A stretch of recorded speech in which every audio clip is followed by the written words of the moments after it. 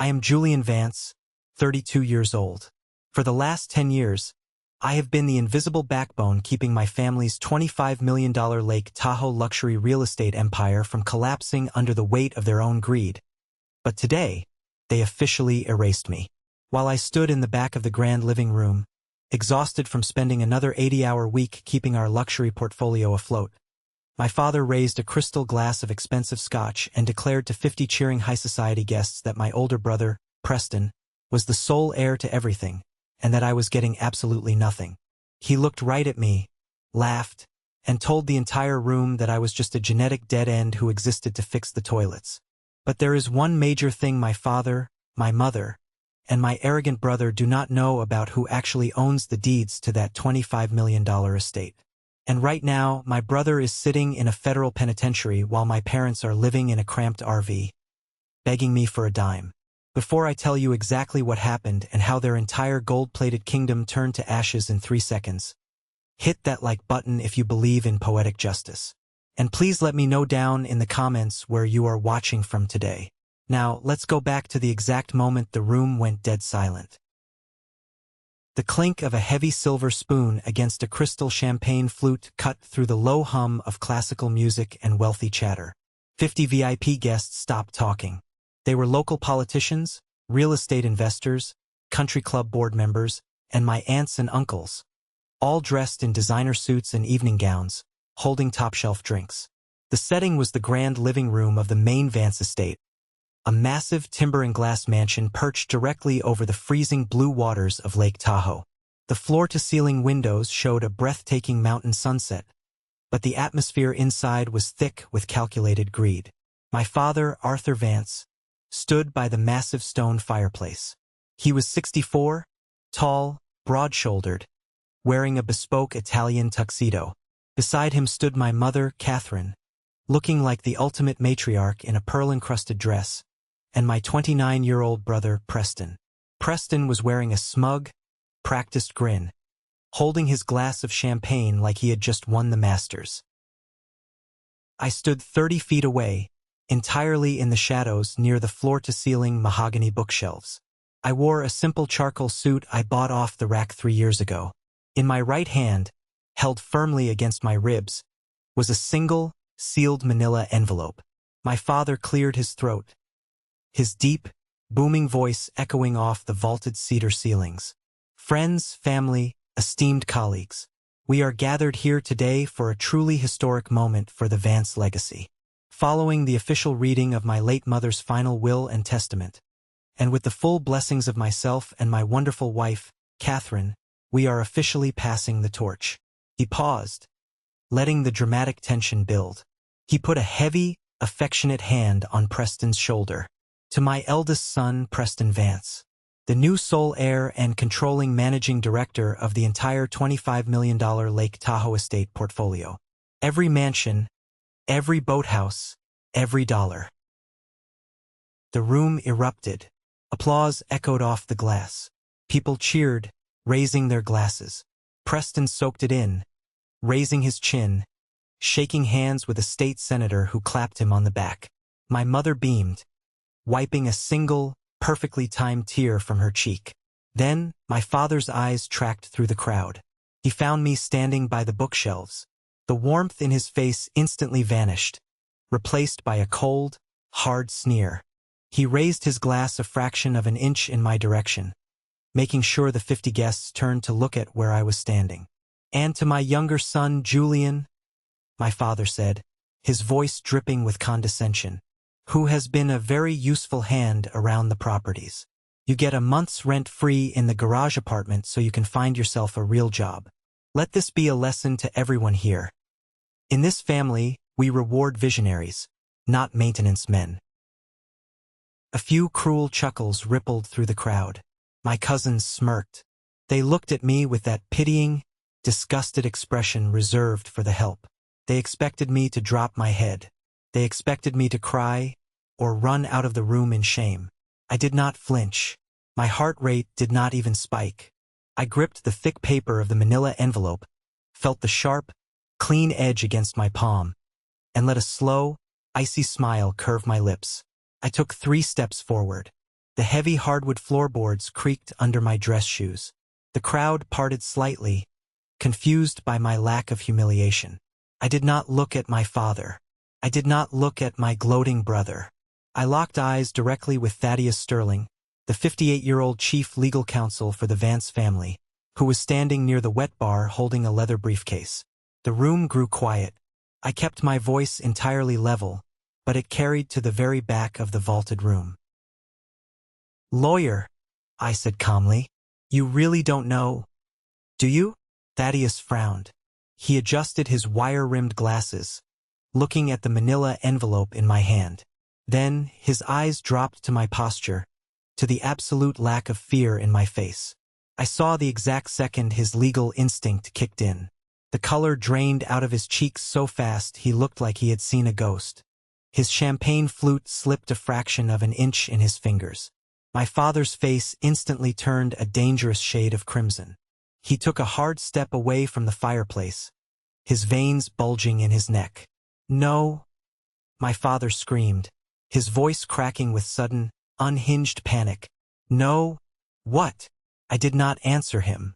Not yet. I thought the hardest part of this night was facing the humiliation.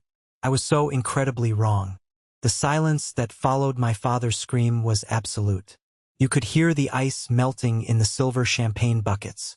50 elite guests stood frozen with their glasses halfway to their mouths.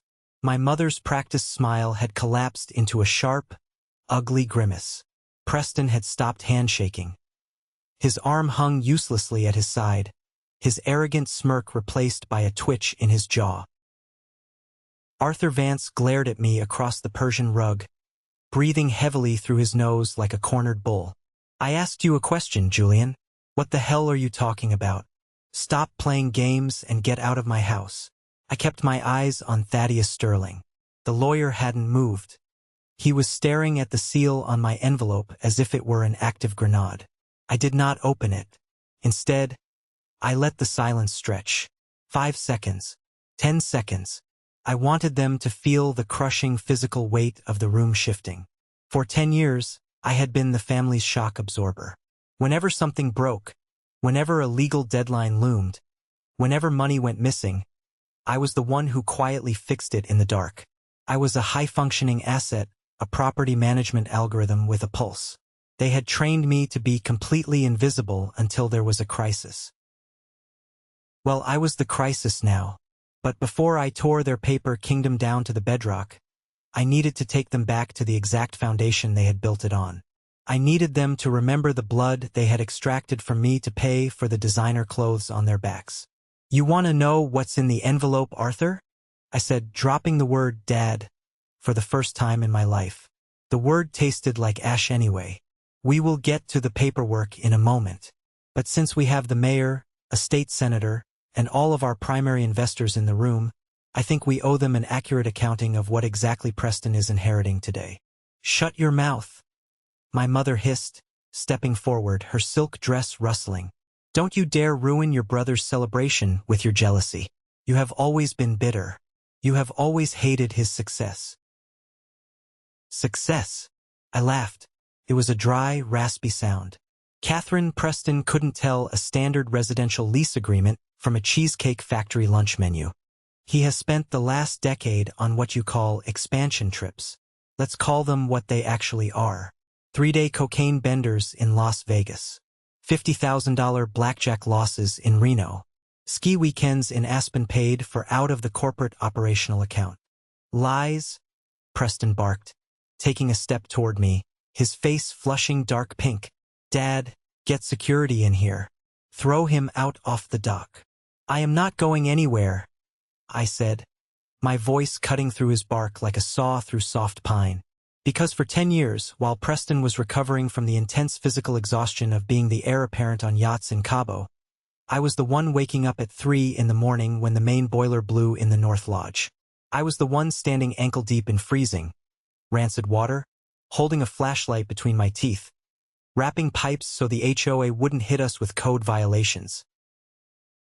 I looked around at the 50 guests. I saw the state senator slowly lower his glass. I saw a few investors exchange nervous glances. I spent 80 hours a week sitting in dreary municipal planning offices. I continued, pacing 2 steps to the left, keeping the envelope clearly visible. Fighting city council members over zoning permits for the commercial boathouse. I negotiated with corrupt contractors who tried to pad their invoices by 40% just because they saw the wealthy Vance name printed on the check. I built the spreadsheets. I balanced the ledgers. I kept this family out of federal bankruptcy court twice before I turned 25. My father took another step forward, his fists clenched at his sides. You did your job. We fed you. We housed you. You were compensated. Compensated. I repeated, the word ringing off the glass. I was paid $45,000 a year with no 401k match, no health insurance, and no equity, while Preston pulled $300,000 in unearned owner draws to buy custom watches. You didn't raise a son, Arthur. You funded an insurance policy that you never intended to pay the premium on. You kept me in the closet until a pipe burst or an auditor called, and then you shoved me right back into the dark. I looked at Preston. He was sweating now. A bead of perspiration rolled down his temple into his collar. You thought I was just an obedient little spare, I told my brother softly, desperate for a single scrap of validation. You thought I was just fixing your toilets. But what none of you realized was that while I was crawling under the crawl spaces and auditing the shadow accounts, I was learning exactly where the bodies were buried. I learned the tax codes. I learned the banking regulations. And most importantly, I learned how to collect receipts. Thaddeus Sterling took a shaky step toward Arthur, whispering frantically into my father's ear. I didn't need to hear the words. I knew the lawyer was telling him to shut me up legally, but it was far too late for cease and desist letters.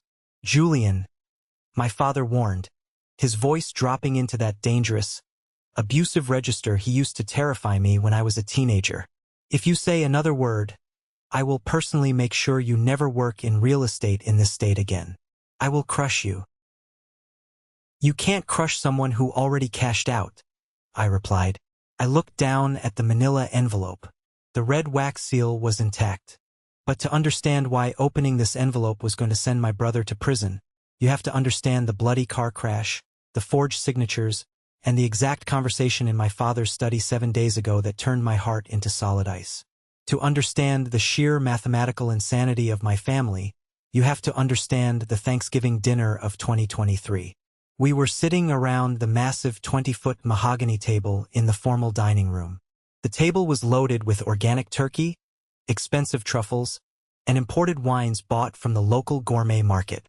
My mother had invited 3 prominent real estate developers and their wives. The snow was falling outside, painting the Tahoe pines in a picture-perfect holiday postcard. Preston was holding court at the head of the table next to my father. He was wearing a $12,000 Rolex Submariner, a congratulatory gift from my parents for supposedly closing a commercial lease on our North Shore retail complex. The key to commercial real estate, Preston said loudly, swirling his Napa Valley Cabernet, is aggressive leverage. You have to project absolute dominance to the tenants. You let them know that you own the ground they walk on. That's how I secured the 10-year lease with the boutique hotel group. Pure negotiation charisma. The developers nodded approvingly. My father beamed, raising his glass. To Preston, a true chip off the old block. He has the Vance instincts. I sat at the very far end of the table, near the swinging door leading to the kitchen. My plate had the dry dark meat and cold stuffing. I didn't have a glass of wine. I had a glass of tap water. My right hand was throbbing under the table, wrapped in white gauze. 2 days earlier, I had sliced 3 fingers open on a jagged piece of sheet metal while personally replacing the ventilation ducting in that exact retail complex Preston was bragging about. Preston hadn't negotiated that lease. He hadn't even read it.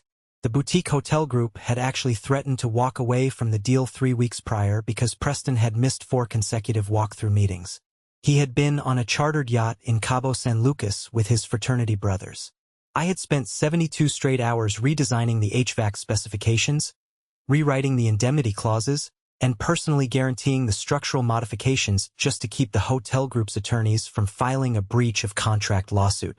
When the deal finally closed, the commission check went directly into the Vance corporate primary account.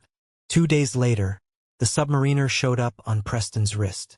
I took a sip of my tap water and watched my brother lie. I gripped my fork under the cloth until my knuckles turned white. My own mother looked down the table, saw my bandaged hand, and frowned.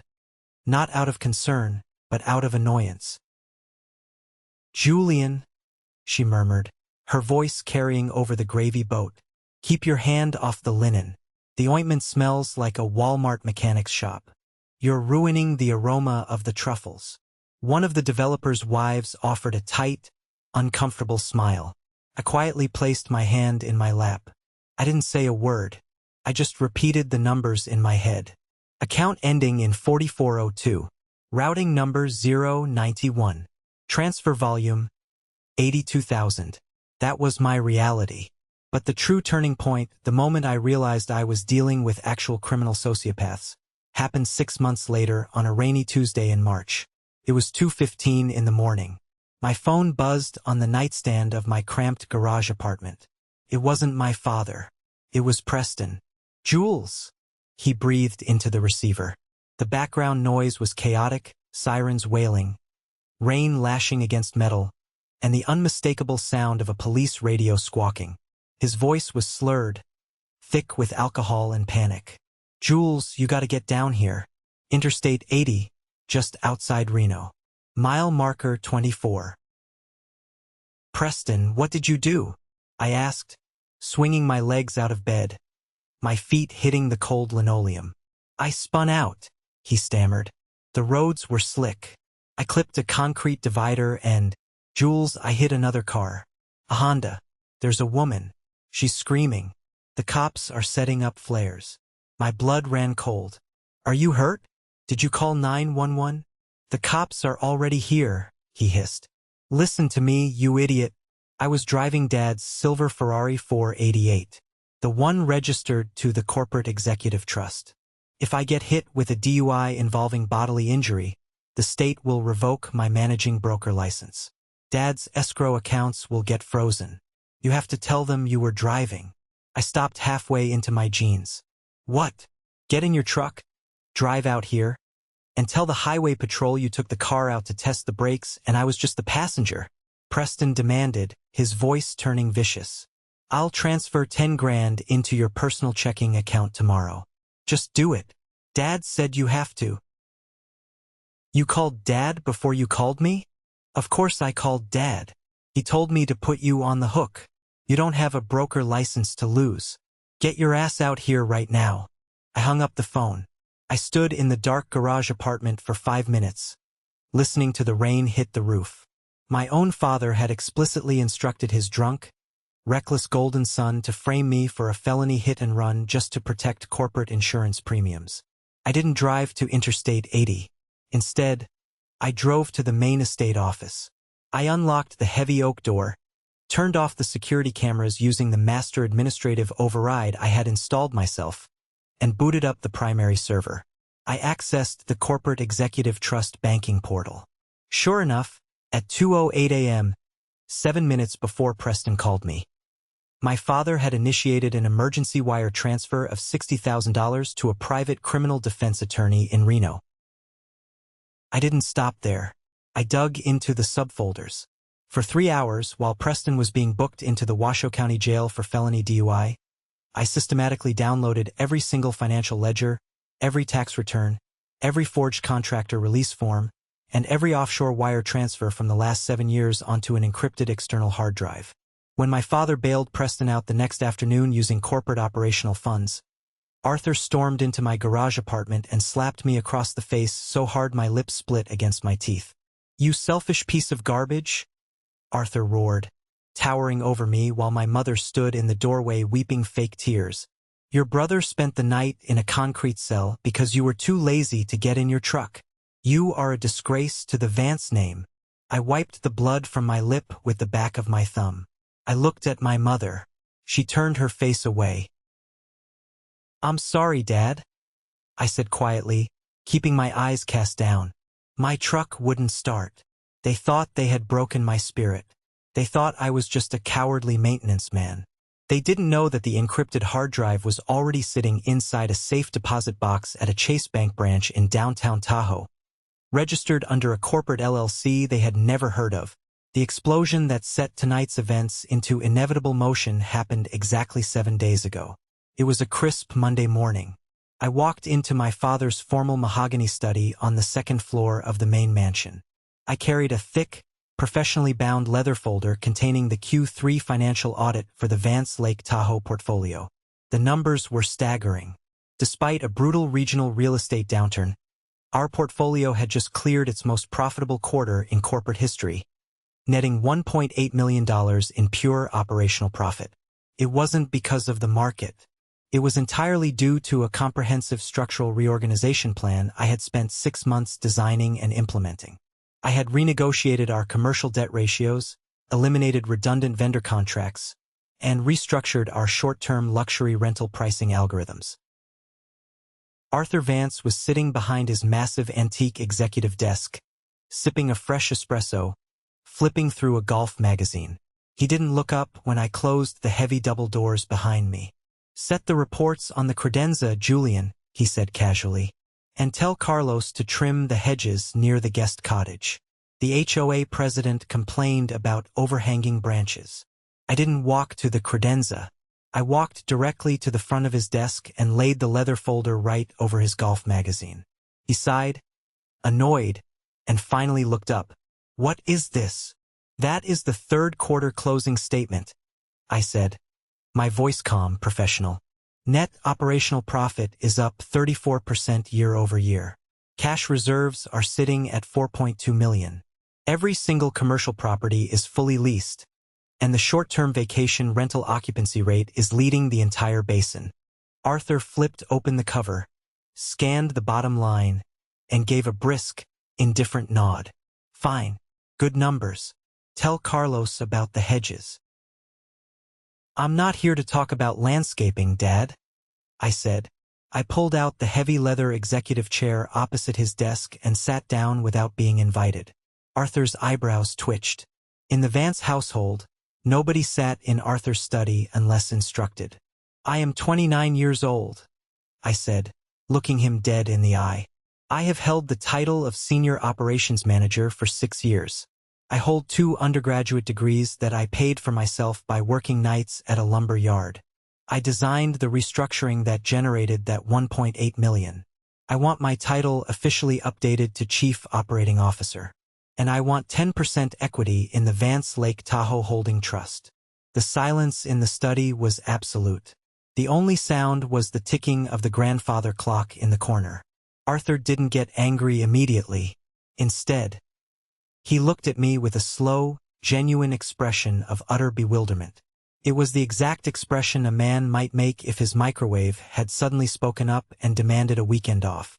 He actually chuckled, shaking his head, and reached for his espresso. "Equity," Arthur laughed, taking a sip. "Julian, you have been reading too many business paperbacks. You don't get equity. You get a salary. You get a roof over your head in one of the most expensive zip codes in North America. A garage apartment that leaks when the snow melts," I corrected him, "and a salary that is 20% below the regional median for an entry-level bookkeeper. I do the work, Dad. Preston does nothing. He hasn't stepped foot on a property in 4 months. I built this portfolio's current valuation. I earned a share. That was the exact trigger. The word earned." The amusement vanished from Arthur Vance's face like a blown candle. He slammed his espresso cup down onto the mahogany saucer so hard the porcelain cracked. Dark brown liquid sloshed over the rim onto the Q3 report. He stood up, leaning his massive frame over the desk, planting his knuckles on the leather. His eyes were cold, dead, entirely devoid of paternal warmth. "You earned," Arthur snarled, his voice dropping into a guttural rasp. "You earned nothing. I put the clothes on your back for 18 years. I paid the medical bills when you broke your arm in middle school. I funded the groceries you shoved into your mouth. Do you think that was charity?" He walked around the side of the desk, stopping 2 feet from my chair, towering over me. "You are not a partner in this firm, Julian," my father stated, pointing a thick finger directly between my eyes. "You are my investment. I poured capital into raising you specifically so you could be useful to this family enterprise. You do not get dividends from the company. You are the company's equipment. Do you understand me? You are an operating asset.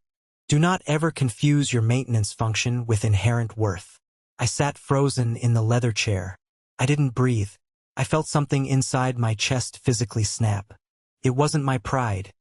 My pride had died years ago. It was the very last microscopic thread of hope that I had a father. That was the narcissistic mathematics that governed my entire existence. To Arthur and Catherine Vance, children were not human beings to be nurtured. Preston was a luxury trophy to be polished and displayed to the country club. And I was an expensive appliance, a refrigerator or a HVAC unit, that owed them operational output to pay off the purchase price of my own childhood. I didn't argue. I didn't yell. I slowly stood up from the chair. "I understand completely, Dad," I said, my voice entirely flat, stripped of all human emotion. "Thank you for clarifying my position." I turned and walked out of the study. Behind me, I heard him pick up his golf magazine. He thought he had put the rebellious appliance back in its place. He thought I was walking back to the garage to sulk. Instead, I walked down the stairs, went into the main estate records room, opened the floor safe, and pulled out the thick manila envelope I had been preparing with an outside accountant for 3 years. He wanted an investment return. Fine. I was officially cashing out. But I had to wait 7 days. I had to wait for tonight, the public reading of my grandmother's will, to drop the hammer. Because I knew that once Preston thought he owned the crown, he would do something so unforgivable it would destroy any legal defense they had left. And sure enough, 20 minutes ago, Preston proved me right. Back in the grand living room, the 50 VIP guests were still staring at me, waiting for Thaddeus Sterling to explain why he looked like he was about to have a coronary. Preston decided he had played the silent victim long enough. He peeled himself away from my mother's side, adjusted the lapels of his designer tuxedo, and sauntered over to where I stood near the bookshelves. He smelled like expensive Tom Ford cologne, 18-year-old scotch, and completely unearned confidence. He stopped 4 feet away, swirling his champagne flute, looking me up and down with that trademark half-lidded, mocking smirk. "Don't look so sour, Jules," Preston said. He kept his voice low, pitched just right so the state senator and the nearby investors could hear his benevolent older brother act. "It's nothing personal. Someone has to lose for someone else to win. That's just free market capitalism. Dad and Mom made a corporate allocation decision. You just don't have the executive profile to manage a $25 million luxury asset." "You haven't won anything, Preston?" I replied, keeping my hands relaxed at my sides, the envelope resting against my thigh. "You were handed a lottery ticket that you didn't buy, for a drawing you didn't enter." Preston let out a sharp, barking laugh. "Earned? Who gives a damn about earned? Possession is 9/10 of the law, little brother. And as of 10 minutes ago, when Dad read Grandma Beatrice's instructions, I possess 98% of the voting shares in the Vance Holding Trust. I own the dirt. I own the docks. In fact, I'm already making executive infrastructure improvements." He gestured grandly toward the massive floor-to-ceiling windows overlooking the north lawn. "Big vision stuff," Preston gloated, taking a slow sip of champagne. "Starting with the lakefront guest cottage. I'm having the interior gutted tomorrow morning." My stomach instantly tightened into a hard knot. The lakefront guest cottage wasn't an empty rental unit. "What do you mean, gutted?" I asked, my voice dropping. "Clara Abernathy lives in that cottage." Clara Abernathy was 84 years old. She was my late grandmother Beatrice's dearest friend, a retired school teacher who had lived on the Vance estate for 22 years. When Grandma Beatrice was dying of pancreatic cancer, she had made my father swear on a Bible that Clara would have a safe, rent-free home on the estate for the rest of her natural life. Clara was frail, suffered from severe arthritis, and was terrified of the harsh Tahoe winters. For the last 10 years, I was the one who chopped her firewood, carried her weekly groceries up the icy steps, and sat with her drinking herbal tea on Sunday afternoons. She was the only human being in this entire zip code who ever asked me how my day was. Preston gave a callous, indifferent shrug. Not anymore, she doesn't. I gave her official verbal notice this morning. Sent Carlos and 2 guys from the landscaping crew over to pack up her knickknacks and dump them at that Motel 6, off Interstate 80 near the interstate interchange. The blood drained completely out of my face. The room seemed to tilt. You did what? I evicted her, Preston said smoothly, smiling at a passing country club board member. She was crying, making a whole pathetic geriatric scene on the porch, clutching some old photo albums. But you can't let emotional sentimentality interfere with asset optimization. That cottage has prime water frontage. I'm converting it into a private VIP cigar lounge and poker room for my high roller network. I need the square footage for the after-party tonight.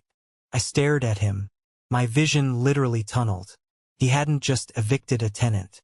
He had thrown an 84-year-old dying woman, who was essentially family, into a filthy, drug-infested highway motel in the middle of a freezing mountain night just so he and his degenerate fraternity brothers had a place to smoke illegally imported Cuban cigars. He hadn't even waited for the legal probate paperwork to clear. He did it 9 hours before he officially owned the property. She's 84 years old, Preston, I whispered, my voice shaking with a rage so violent my teeth clicked. Her heart medication needs refrigeration. You put her in a highway motel.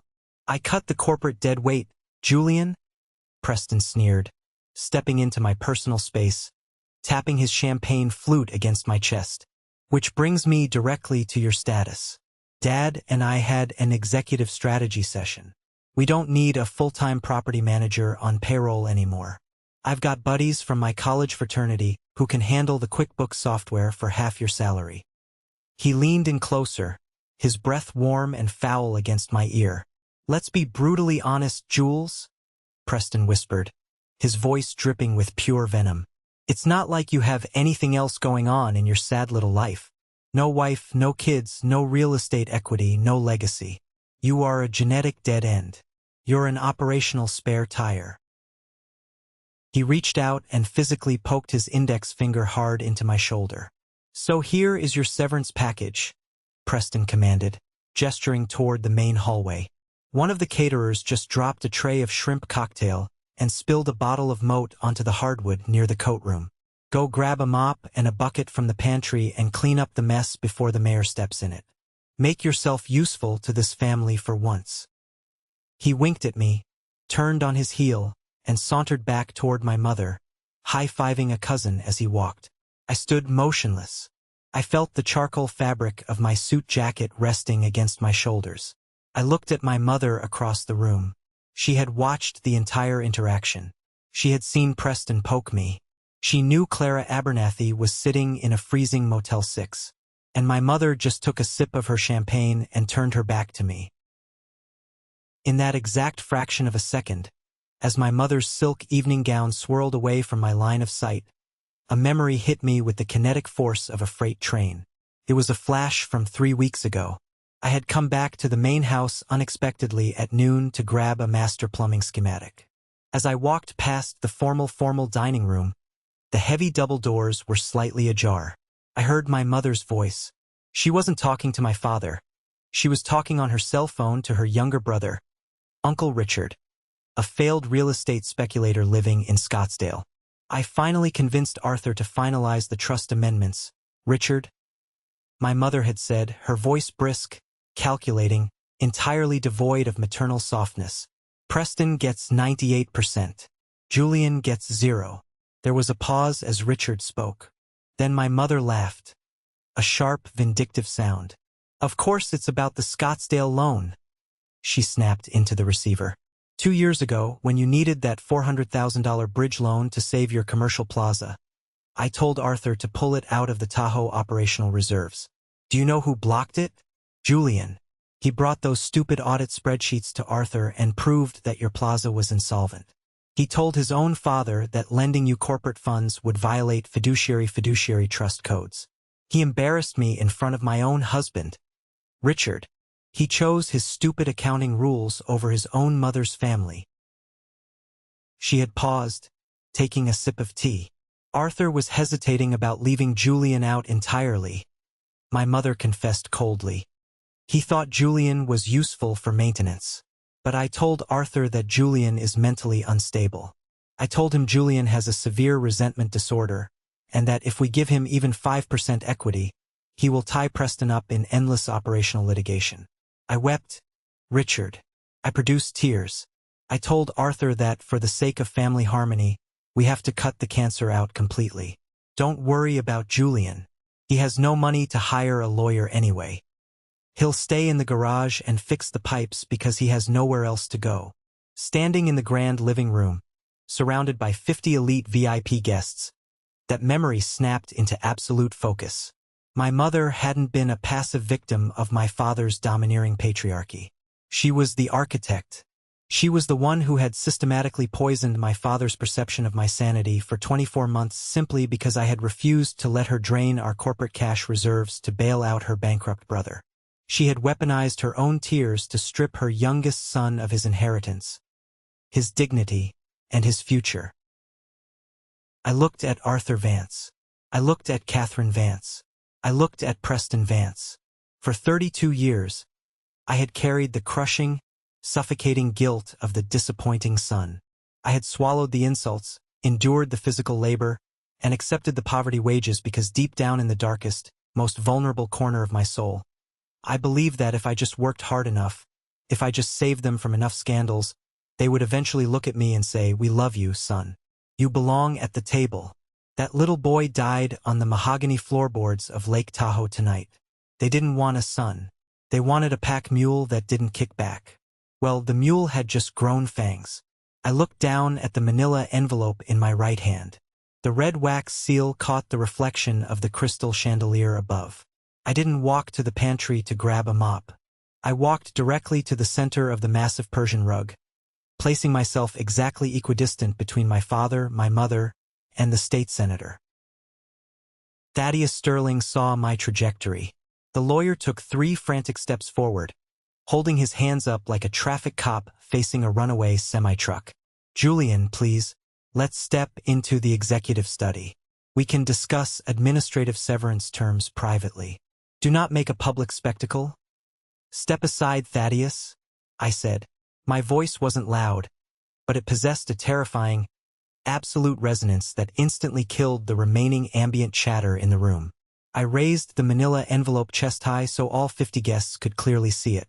"Preston just informed me that I need to make myself useful and clean up a mess," I announced to the entire ballroom.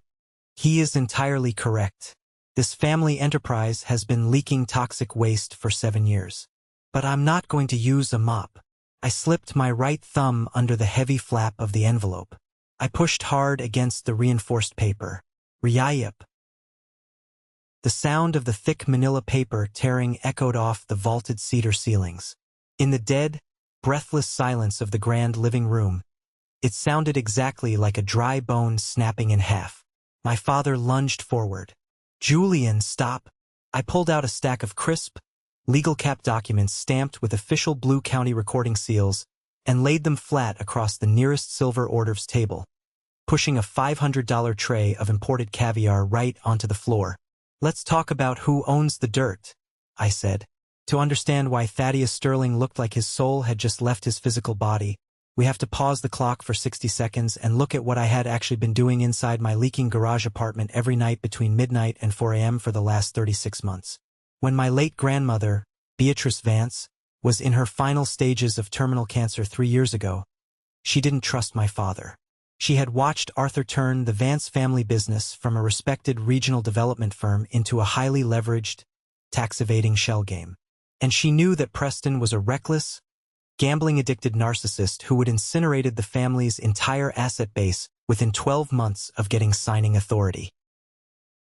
2 weeks before she died, Grandma Beatrice quietly summoned me to her hospice bed at the Tahoe Forest Hospital. She didn't call Arthur. She didn't call Thaddeus Sterling. She called me, and she brought in an independent, ruthless forensic trust attorney named Sarah Jenkins.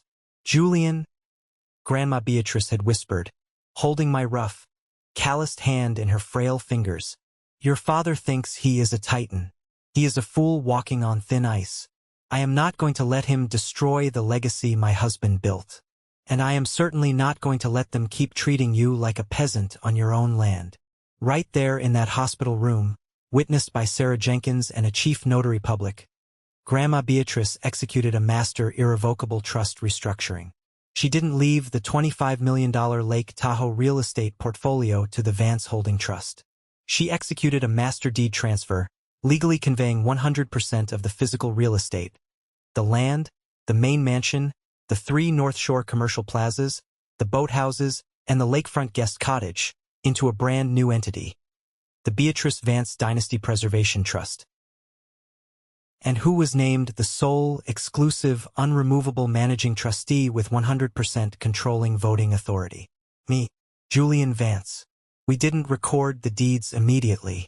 Sarah Jenkins advised me to hold them in escrow under strict confidentiality provisions. Why?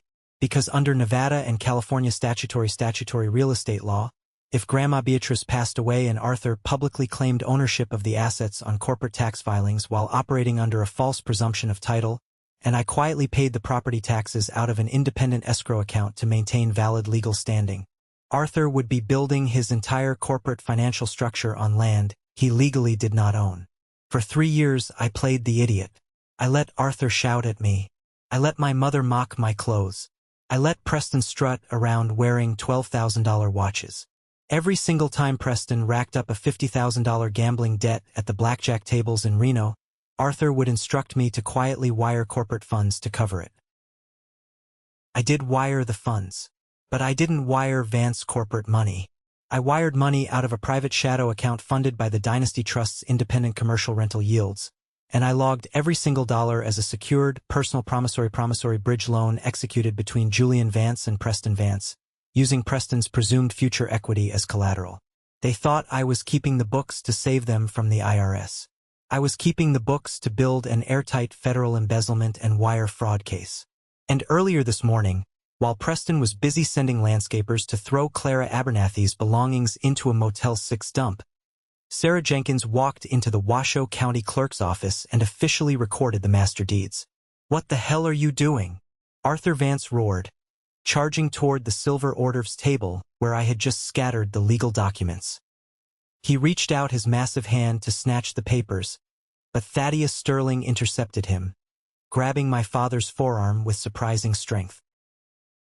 "Arthur, don't touch them," Thaddeus snapped, his voice shrill with genuine legal terror. "Do not touch recorded county instruments." Thaddeus leaned over the table, his wire-rimmed glasses slipping down the bridge of his sweaty nose. His trembling fingers hovered over the first document, the master warranty deed for the main $25 million Lake Tahoe estate. He read the top line, then his eyes darted to the bottom right corner. He stared at the official, raised purple embossed stamp of the county recorder's office. Recorded, October 14, 2023. Instrument number, 9948201. Fee parcel. Exempt dynasty conveyance. This is impossible," Thaddeus stammered, his voice cracking so loudly the state senator stepped 3 feet closer to get a look. "Arthur, these are recorded master deeds. They convey the entire physical parcel of the primary estate, the commercial boathouses, and the North Shore retail complexes directly to the Beatrice Dynasty Trust." "Lies!" my mother shrieked from across the Persian rug, her face contorting into a mask of pure fury. "Beatrice left everything to Arthur. We have the probate filing right here." "You have a probate filing for the Vance Holding Company," I said, my voice ringing out clear and cold, projecting effortlessly to the 50 stunned high society guests. "A corporate shell company that currently owns 0 physical real estate. You own a paper company, Catherine. You own a checking account with a $4 million balance and $22 million in unsecured commercial debt." I reached into the stack and pulled out a secondary document, a certified corporate solvency report prepared by Sarah Jenkins. I held it up toward the primary investors standing near the fireplace. "For the last 3 years, I announced to the room. My father has been securing massive commercial construction loans from regional banks using the Lake Tahoe real estate portfolio as physical collateral. But under Section 4A of the State Banking Code, pledging real property that you do not hold recorded legal title to on a federal commercial loan application constitutes felony bank fraud. A collective gasp rippled through the 50 guests. 2 real estate developers instantly pulled out their cell phones and began dialing their corporate attorneys. The state senator took 5 rapid steps backward, putting as much physical distance between himself and Arthur Vance as the room allowed. Preston looked like he had been struck in the chest with a baseball bat. He stumbled forward, his champagne flute slipping completely out of his hand, shattering against the hardwood floor. Dark yellow liquid splashed across his polished designer shoes. You forged Grandma's signature," Preston gasped, his voice shaking uncontrollably. "Dad, tell them he forged it. He's a criminal. Grandma didn't just sign these deeds." "Preston?" I said softly, turning my gaze directly onto my trembling older brother. "She recorded a high-definition video deposition 3 days before she passed away. She explicitly stated that she was stripping Arthur of signing authority because he was draining corporate accounts to fund offshore shell entities. And she stated she was cutting you out completely because you are an unfit, financially incompetent liability." Arthur Vance stood paralyzed. His chest heaved violently. The great patriarchal titan who had slapped my face, who had called me an operating appliance, was currently watching his entire $25 million empire evaporate into thin mountain air in front of the most powerful people in the state. "Why?" Arthur whispered, his voice stripped of all booming authority, reduced to a hollow, pathetic wheeze. "Julian, why did you wait 3 years? Why did you let us stand up here tonight and make this announcement?" I looked at my father. I looked at my mother. I felt the absolute, intoxicating rush of pure, unadulterated power surge through my veins. "Because I knew you, Arthur," I replied coldly. "I knew that if I showed you these deeds 3 years ago, you would have tied me up in abusive litigation. You would have weaponized Mom's tears. You would have brought Jong Ho to my door. I had to wait until you publicly claimed legal title in front of 50 elite witnesses. I let you build your golden castle on quicksand, specifically so I could watch it sink. I thought I had delivered the final knockout blow, but as I reached into the envelope to pull out Preston's formal eviction notice, my brother reached into his tuxedo jacket and pulled out a document that made my blood run entirely cold. Preston's hand came out of his tailored tuxedo jacket, holding a thick, glossy corporate folder bound with a gold ribbon. For a second, the sheer arrogant momentum of his entire life pushed past his initial panic. He straightened his spine, looked around at the 50 high society guests who were actively whispering, and slapped the gold-ribboned folder onto the mahogany wet bar. "You think you are a mastermind, Julian?" Preston sneered, his voice regaining its slick, practiced country club cadence. "You recorded some real estate deeds. Congratulations. You hold title to the dirt. But you clearly skipped the 2nd semester of finance class at your little state college. Real estate without liquidity is a financial prison." He tapped the glossy folder with 2 manicured fingers. "This is the Master Corporate Assignment Agreement for the Vance Executive Holding Company," Preston announced to the room, looking directly at the regional real estate developers. "Dad and Mom signed it over to me this morning. It controls our primary operating checking accounts, our commercial credit lines, and our $22 million escrow liquidity pool. You might own the physical timber of this mansion, little brother, but I control the cash flow that pays the municipal taxes, the commercial insurance premiums, and the utility infrastructure. By 9 a.m. tomorrow, my attorneys will file an emergency injunction in federal real estate court. We will freeze your little dynasty trust assets in litigation for the next 5 years. I will bleed your personal checking account dry with legal fees before the Thanksgiving holidays." My mother, Catherine, instantly puffed her chest out. The color rushed back into her cheeks. She shot a vindictive, triumphant glare across the Persian rug at me. "Exactly," my mother declared loudly. "Preston holds the capital. You have nothing but paper, Julian. You will be on your knees begging your brother for a maintenance salary by the end of the month. I did not move. I stood 30 feet away, the empty manila envelope resting against my thigh. I watched Preston gloat. I watched my father, Arthur, slowly straighten his tuxedo bow tie, exhaling a heavy breath of relief as he thought his eldest son had just legally outmaneuvered me. Liquidity, I repeated softly. The word traveled effortlessly through the silent ballroom. I walked back to the silver hors d'oeuvres table where I had scattered the recorded county deeds. I reached into the inside breast pocket of my charcoal suit jacket and pulled out a secondary, slim black leather ledger. It was small, worn at the corners from being shoved into my tool belt for 36 months. You mentioned the $22 million escrow liquidity pool, Preston, I said, flipping open the black leather cover. Let's examine how much actual cash is sitting inside that Vance corporate account right now. I looked at Sarah Jenkins, the independent forensic accountant standing near the grand piano. She gave me a single, firm nod. 3 years ago, I explained to the 50 guests. When Grandma Beatrice transferred the physical real estate into my preservation trust, she instructed me to audit the corporate operating accounts. What I discovered was that Arthur Vance hadn't just leveraged the properties. He had been quietly withdrawing massive corporate owner draws to fund Preston's private lifestyle. That is executive compensation, Arthur barked, taking a hard step forward. Preston is the managing director. Preston is a gambling addict. I corrected him plainly. Let's read the ledger entries for the last 24 months. January 12th. $45,000 wired to the Bellagio casino cage in Las Vegas to cover an unsecured marker. March 18th. $80,000 wired to a private legal escrow in Reno to settle a civil lawsuit resulting from Preston totaling your corporate Ferrari 488. August 4th. $120,000 transferred to an unregulated offshore cryptocurrency exchange in the Cayman Islands. Preston's jaw dropped. His hands gripped the edge of the mahogany wet bar. How did you get those wire confirmations? I authorized them, I said. Every single time you called Dad crying about a song by debt or a wrecked luxury car, Dad instructed me to log into the corporate administrative portal and move the numbers. But what Dad didn't realize was that the primary Vance corporate account was already overdrawn by $2.4 million. The ballroom went dead silent. A country club board member literally dropped his cocktail napkin.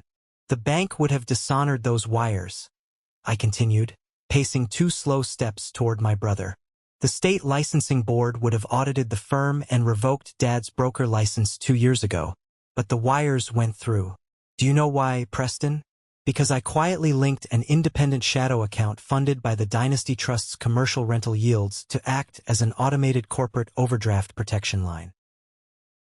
I held the black leather ledger high. I paid your gambling debts, Preston, I stated, my voice ringing like a steel bell. I paid your felony DUI defense retainers. I paid for your $12,000 custom watches. I let you play the high-rolling corporate titan while I crawled under the floorboards fixing the boilers. Specifically because every single dollar transferred out of my trust was legally categorized as a secured personal loan executed between Julian Vance and Preston Vance.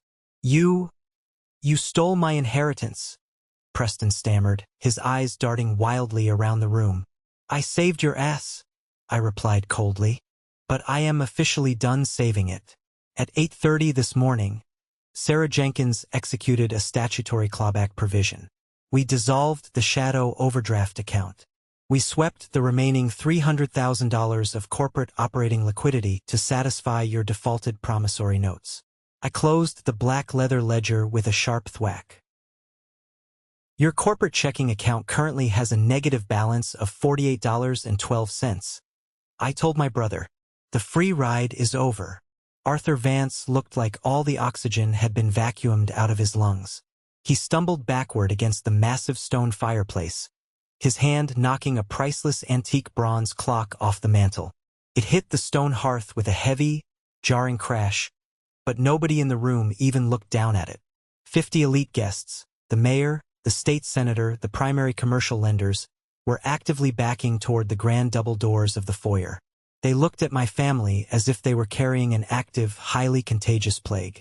In the ultra-wealthy enclaves of Lake Tahoe, financial insolvency is the ultimate mortal sin.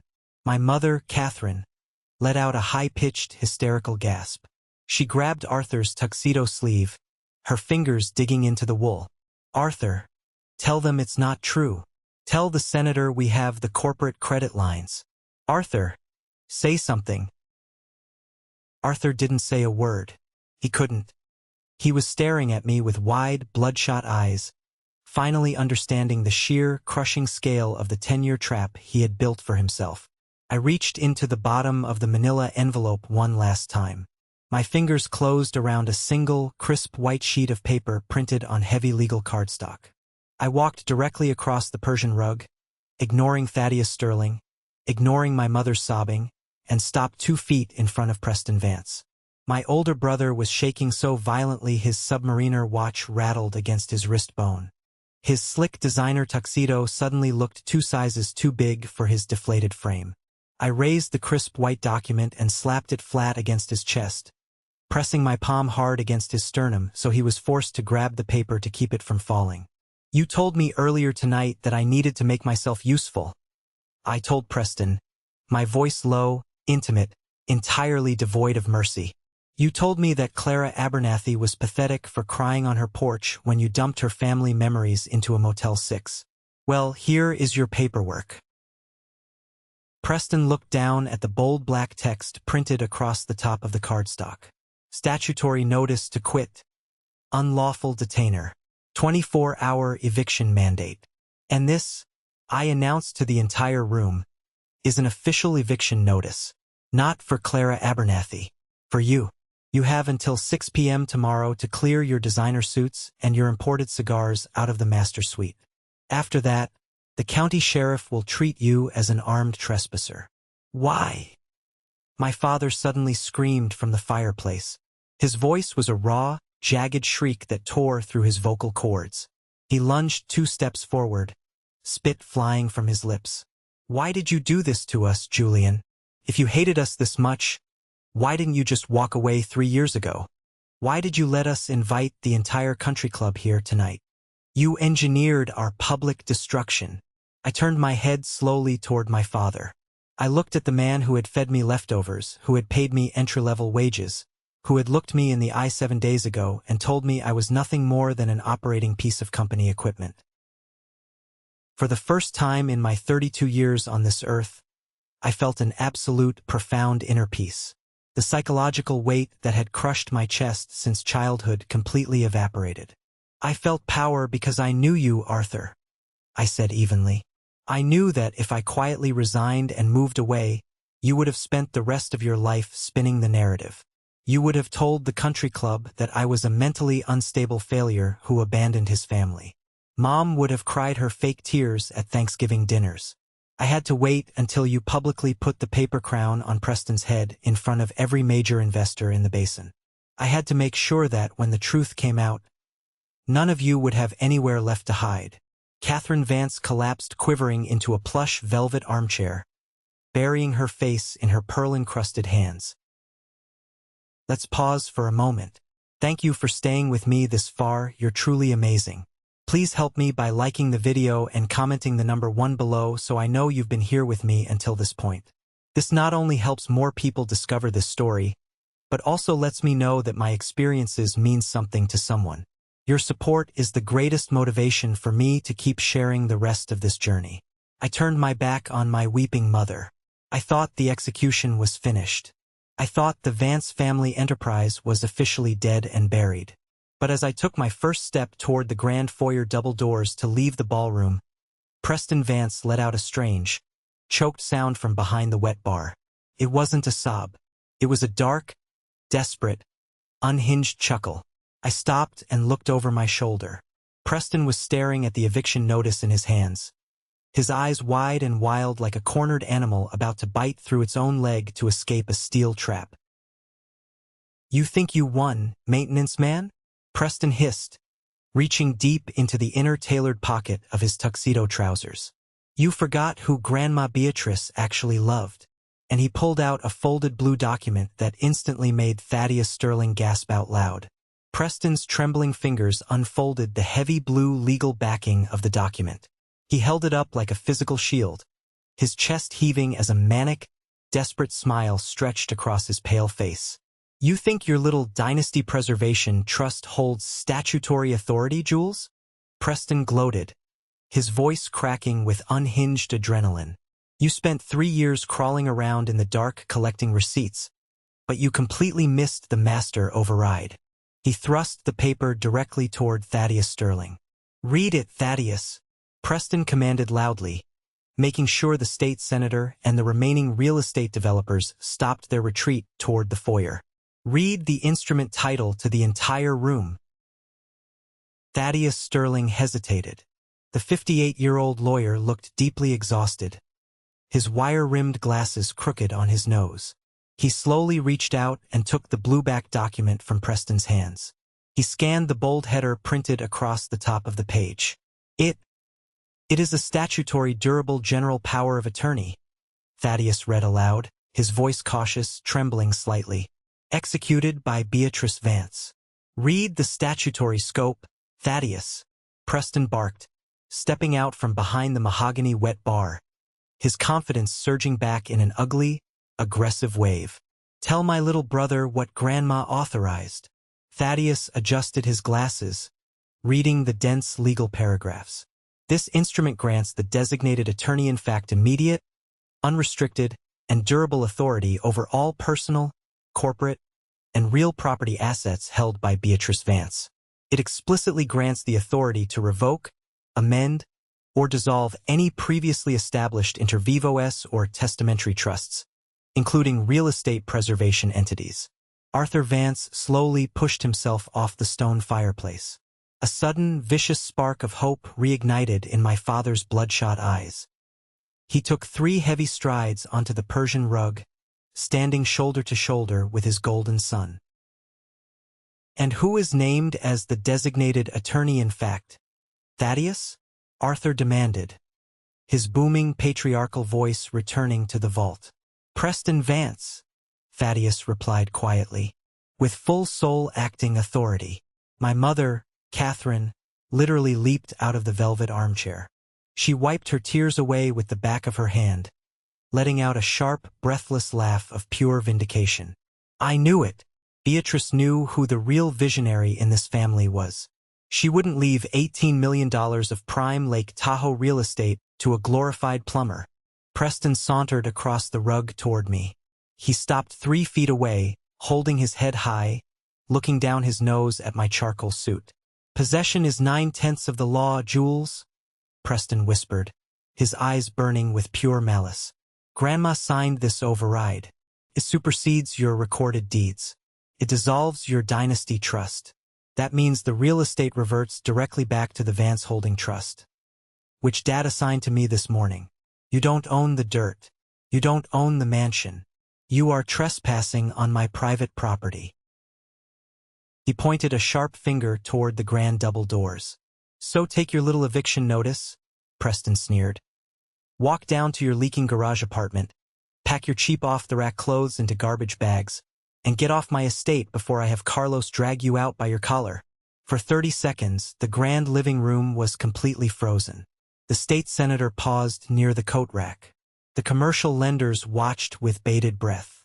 It looked exactly as if the crushing, unfair family dynamics that had ruled my entire life had just violently reasserted themselves. It looked like the golden sun had won. I did not flinch. My heart rate remained entirely flat. When you spend 10 years managing complex municipal zoning permits and fighting corrupt contractors, you learn one fundamental rule of high-stakes conflict. When a desperate opponent suddenly produces a miraculous trump card at the very last second, it is almost always a forgery. I didn't look at Preston. I looked directly at Thaddeus Sterling. "Thaddeus," I said calmly, my voice cutting through my mother's triumphant laughter. "What is the exact execution date stamped next to Grandma Beatrice's notary seal on that power of attorney?" Thaddeus looked down at the bottom of the blue page. "October 14th, 2023. October 14th, I repeated clearly. 2 days before Grandma passed away. Exactly, Preston barked. She signed it on her deathbed because she wanted to make sure you didn't steal the family legacy. I reached into the inner pocket of my charcoal suit jacket. I didn't pull out a real estate deed. I pulled out a certified, red-stamped medical file obtained directly from the Tahoe Forest Hospital Records Department. Are you entirely sure Grandma signed that document on October 14th, Preston? I asked softly, and I handed the certified medical file directly into Thaddeus Sterling's trembling hands. Thaddeus Sterling flipped open the heavy red cover of the hospital file. His eyes tracked down the clinical timeline stamped by the intensive care unit attending physician. The silence in the room became dangerously heavy. You could hear the wind howling off the freezing waters of Lake Tahoe outside the glass. "Thaddeus?" Arthur Vance asked, his voice dropping into a nervous, uncertain register. "What is that?" Thaddeus didn't answer Arthur. The lawyer's face turned an impossible, chalky shade of gray. His knees visibly buckled a fraction of an inch. He read the clinical notes aloud, his voice sounding like a dry winter leaf scraping across asphalt. Tahoe Forest Hospital ICU patient log. Patient: Beatrice Vance. Date: October 14th, 2023. Time: 0600 hours through 2400 hours. Thaddeus swallowed hard, his Adam's apple bobbing violently. Patient suffered a severe grade 4 variceal hemorrhage at 0430 hours. Patient was emergency intubated, placed on mechanical ventilation, and administered continuous intravenous propofol sedation. Patient remained in a medically induced, deep Glasgow 3 coma throughout the entire 48-hour period preceding death. Bilateral soft wrist restraints were applied to prevent endotracheal tube extubation. Thaddeus slowly lowered the red medical folder. He looked at Preston Vance with an expression of absolute, unmitigated professional horror. "She was comatose," Thaddeus whispered. "She was intubated and physically restrained to the bed rails. She couldn't hold a pen, let alone execute a statutory legal instrument."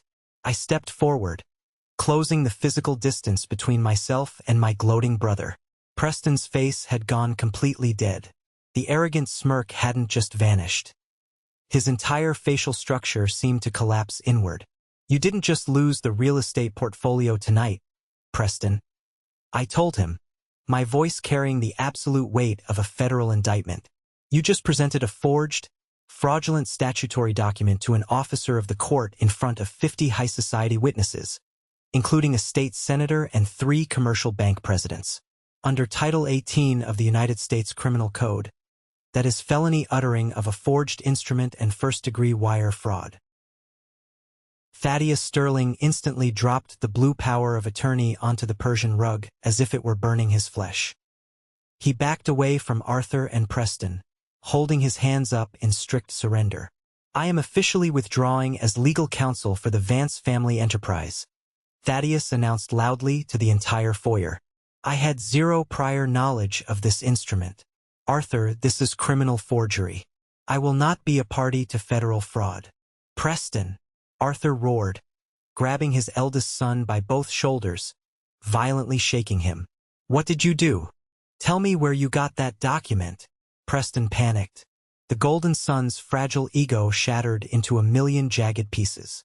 He stumbled backward against the wet bar, tears of genuine terror spilling down his cheeks. "I had to," Preston shrieked, his voice cracking into a high, hysterical sob. "Dad, I had private debts. I lost 400 grand at the private baccarat tables in Reno last month. I borrowed $500,000 from Greg the Shark and his syndicate. They told me if I didn't put up physical real estate collateral by this weekend, they would break both of my legs. I paid a notary in Reno 5 grand to backdate the stamp. I gave the syndicate the master mansion deed as collateral." My mother screamed, a raw, animalistic sound, and grabbed her hair. Preston looked wildly at the antique bronze clock sitting on the floor. "They're coming tonight, Dad.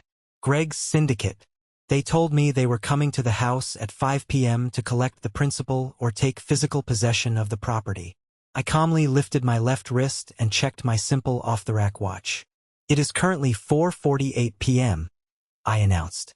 Arthur Vance spun around. The great patriarch lunged across the rug and physically grabbed the lapels of my charcoal suit jacket. His massive hands were shaking violently. Tears of absolute desperation streamed down his wrinkled, crimson face. "Julian, please," Arthur begged, his booming voice reduced to a pathetic, weeping whimper. "You have to sign the Dynasty Trust over to the corporate account. You have to authorize a commercial wire. He is your brother. They will kill him, Julian. You can't let your own flesh and blood go to prison or get killed by Jong Ho."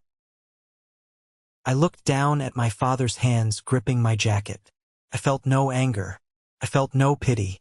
I raised my calloused right hand, the hand that had fixed their pipes, the hand that had sliced 3 fingers open to save their commercial leases, and firmly peeled Arthur Vance's fingers off my charcoal one by one. "I don't owe you a single dime, Arthur," I said quietly. "You spent 32 years telling me that I was just an operating piece of equipment. Well, the equipment is officially decommissioned." I turned and walked through the crowd of retreating high society VIPs. I pushed open the massive double mahogany doors of the grand foyer and stepped out onto the freezing stone portico. The mountain air smelled like pine needles and clean, absolute truth. I walked down the granite steps toward my old, beat-up pickup truck parked near the fountain. As I opened the driver's side door, the distinct crunch of heavy tires on gravel echoed up the long private drive. I looked up. 3 massive, black-tinted Lincoln Navigator SUVs turned past the Vance Estate stone security gates and accelerated rapidly toward the main mansion. It wasn't just Greg, the Shark's loan syndicate. Directly behind the Navigators were 4 marked Washoe County Sheriff's cruisers and 2 federal financial crimes task force sedans, their red and blue flashing lights cutting brilliantly through the Tahoe twilight. I didn't stay to watch the handcuffs click. I didn't stay to hear my mother wail as the federal agents seized the property. I climbed into my truck, turned the ignition, and drove down the mountain. 1 year later, the midsummer sun reflected brilliantly off the crystal-clear waters of Lake Tahoe, sending dancing ripples of golden light across the polished cedar deck of my office building. I sat behind a clean, modern executive desk on the 3rd floor of a commercial real estate complex on the North Shore. The bronze plaque mounted beside the glass foyer double doors read, "Vance and Jenkins Luxury Property Management, LLC. In 12 months, Sarah Jenkins and I had built the most profitable, highly respected independent real estate management firm in the entire basin. We didn't achieve it by leveraging debt or intimidating tenants. We achieved it through absolute financial transparency, meticulous asset maintenance, and treating our contractors like actual human beings. My salary wasn't $45,000 anymore. I owned 70% of an entity managing $90 million in regional assets. I wore a tailored navy blue suit that actually fit my shoulders. The crushing, constant physical exhaustion that had defined my 20s was entirely gone. I closed my laptop, grabbed a woven gift basket loaded with fresh organic peaches, artisan sourdough, and imported English tea from the credenza, and walked down to my truck. 10 minutes later, I turned my pickup onto the quiet, tree-lined private drive of the lakefront guest cottage. The property looked entirely transformed. The overgrown, hazardous pine branches had been professionally pruned back. The rotting front porch railings had been replaced with reinforced, weather-treated mahogany, and a brand-new, high-efficiency commercial HVAC unit hummed quietly along the sidewall. I walked up the steps and knocked gently on the door. "Come in, Julian," a warm, cheerful voice called out. I opened the door and stepped into the sunlit living room. 85-year-old Clara Abernathy was sitting in a plush recliner by the window overlooking the water, knitting a soft wool blanket. The cottage was warm, smelling of cinnamon and fresh pine. "You didn't have to bring groceries again, dear?" Clara smiled, her bright blue eyes crinkling at the corners as I set the basket onto her kitchen table. "The young man from your maintenance crew, Carlos, already stopped by yesterday to check my refrigerator and clean the gutter filters. Carlos is a great senior property supervisor." I smiled, pouring us 2 cups of hot water from the kettle. He makes sure our most important tenants are taken care of. Clara took her teacup with steady hands. She looked out at the peaceful blue lake, then looked up at me with profound, maternal gratitude. Your grandmother Beatrice would be so incredibly proud of the man you became, Julian. You didn't let their bitterness turn your heart into stone. I sat across from her, sipping my tea. That was the ultimate payoff of my entire journey. I hadn't just defeated my father's patriarchy. I had successfully broken the generational curse. I had acquired power without sacrificing my humanity. I finished my tea, gave Clara a gentle hug goodbye, and drove back toward downtown Tahoe. I thought the ghosts of the Vance family were permanently locked away in Washoe County Court archives. But when I stepped out of the elevator into my third-floor office lobby 20 minutes later, I discovered that the past still had one final, desperate trap to spring.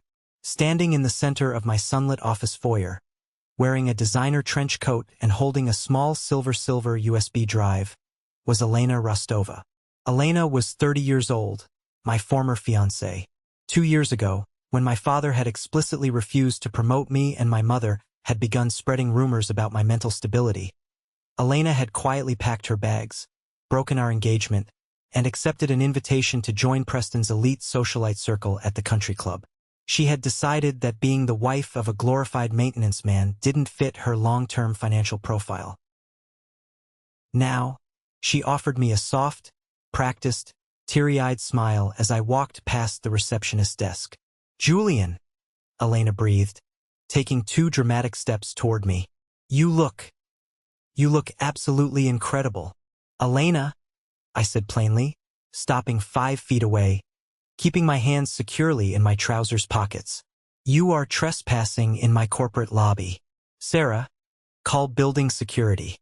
"No, wait, please," Elena pleaded, holding the silver USB drive out like an olive branch. "I didn't come here to ask for money. I came here to protect you. Preston sent me a letter from the Federal Correctional Facility in Victorville last week. He is sharing a cell with a wire fraud hacker.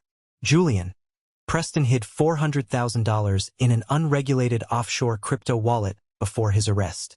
This USB has the administrative access keys. I brought it directly to you, so you can seize the funds before his attorneys use them to file a civil appeal against your dynasty trust." She let a single, perfect tear roll down her cheek. "I never stopped loving you, Jules. I was manipulated by your mother. Let me prove I belong on your team." I didn't reach for the USB drive. I looked at Sarah Jenkins, who had just stepped out of the glass conference room holding an iPad. "Sarah," I said calmly, "take the drive directly to our IT cybersecurity desk. Run it through an isolated sandbox firewall." Sarah took the silver drive using a plastic evidence bag. 5 minutes later, while Elena stood nervously shifting her weight in the foyer, Sarah walked back out. Her face was entirely grim. "It's an active executable Trojan keylogger," Sarah announced to the lobby. "The moment this USB is plugged into a primary network terminal, it executes a background script designed to harvest master administrative passwords and route them to an external IP address registered in Southern California.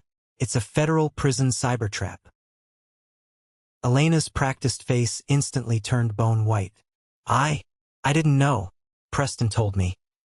"Preston used you as a courier to commit federal parole violation," I told her coldly. 2 uniformed building security officers stepped out of the stairwell and firmly grasped Elena by both elbows, escorting her protesting, crying figure out through the glass foyer double doors. As the doors swung shut, my cell phone buzzed in my pocket. An unknown number from a cheap prepaid carrier. I swiped the screen and put it to my ear. "Julian?" My mother's voice rasped. The background noise was unmistakable. The loud, roaring diesel engines of semi-trucks idling and the screech of highway traffic. Catherine Vance sounded 30 years older. "Julian, please don't hang up," my mother sobbed. "Your father filed for Chapter 7 personal bankruptcy. The IRS seized our bank accounts for back taxes. We are living in a 20-year-old Fleetwood RV parked behind a Walmart off Interstate 80 in Reno. The generator died this morning. It's 90 degrees inside, Julian. Arthur's trial starts next month. We don't have $5,000 for the legal defense retainer. Please, you have $90 million in assets. Send us $5,000. I am your mother. I stood by the glass window of my office, looking down at the sparkling blue waters of Lake Tahoe. I didn't feel a single drop of vindictive triumph. I didn't yell. I didn't list the 18 years of emotional abuse. Catherine, I said gently, my voice calm, dignified, entirely detached. The Walmart parking lot has a public shaded transit shelter near the garden center. I suggest you and Arthur sit there during the afternoon heat. I wish you both adequate health. And I pressed the red button, ending the call forever. The mountain twilight descended slowly over Lake Tahoe, painting the jagged peaks of the Sierra Nevadas in deep shades of violet and burnt orange. I stood leaning against the rough-hewn cedar railing of the expansive back deck of my own home, a modern, four-bedroom timber and stone residence perched high on a ridge overlooking the water. Every single square foot of the property, every piece of furniture, every nail driven into the deck was paid for with clean, audited funds. The deed recorded at the county clerk's office bore one name, Julian Vance. I reached down to the small outdoor glass patio table and picked up a bottle of red wine. It wasn't an 18-year-old imported single malt scotch. It wasn't a $500 bottle of French champagne bought to impress country club board members who would abandon you the second your credit lines froze. It was a simple $28 bottle of organic Zinfandel produced by a small family vineyard in the Sierra foothills. The label printed across the dark glass read one word in clean, bold script, freedom. I pulled the cork, poured a generous measure into a stemless glass, and took a slow, deliberate sip. The wine tasted rich, grounded, tasting of dark blackberries, mountain soil, and hard-won personal independence. I looked down at the estate lights twinkling along the lakeshore below. For 10 years, I had believed that being the family spare was a tragic, suffocating life sentence. I thought my role as the invisible infrastructure, the man crawling in the freezing crawlspaces while the golden sun toasted the politicians upstairs, was proof that I was fundamentally unlovable. Now, taking another sip of my wine in the cool mountain breeze, I finally understood the profound irony of my existence. Being ignored by narcissistic sociopaths wasn't a curse. It was my ultimate protective armor. Because while Arthur and Catherine Vance were busy polishing Preston's paper crown and teaching him how to project fake leverage to high society investors, they left me completely alone in the Hammai. They left me alone with the municipal building codes. They left me alone with the banking statutes. They left me alone to learn how actual value is generated, maintained, and legally protected. They thought they were burying me in the dirt. They didn't realize I was a seed. I set my wine glass down onto the cedar railing. I watched a lone speedboat cut a clean, white wake across the darkening blue mirror of the lake. The greatest revelation of healing from a toxic family dynamics isn't the moment you execute the legal trap. It isn't watching the police navigators turn into the driveway. It is the quiet, magnificent morning you wake up in your own bed and realize that your internal monologue is no longer speaking in your father's critical, abusive voice. I stopped trying to keep people warm who were actively setting me on fire. And for the first time in my life, I wasn't cold anymore. I want to step out of the story for just a moment and talk directly to you. Whether you are sitting in your kitchen in Ohio listening to this while drinking your morning coffee, driving home from a long shift in Texas, or relaxing on your porch in Florida after putting the grandkids to bed, I know exactly who is listening to my voice right now. You are the invisible backbone of your family. You are the daughter who spent 5 years managing your aging parents' complex medical appointments and balancing their checkbooks, only to watch them hand the family home over to a brother who hasn't visited on Thanksgiving in a decade. You are the mother who sacrificed your own career, your 401k contributions, and your personal sanity to build a stable foundation for a spouse or children who look at your daily labor as basic, unpaid equipment maintenance. You are the one who stays up until 2 a.m. fixing the emotional and financial pipe bursts of people who laugh at your clothes and dismiss your boundaries.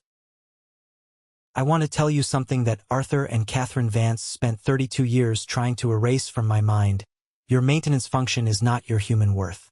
When you spend your entire life building a grand dining table where the people sitting in the VIP chairs actively refuse to leave a seat for you, you do not stand in the corner holding a mop waiting for them to spill their drinks. You do not beg them for a single scrap of validation. You quietly pick up your tools, you walk out the front door, and you build your own room. Establishing strict financial, legal, and emotional boundaries with toxic family members is not an act of selfishness. It is an act of profound self-preservation.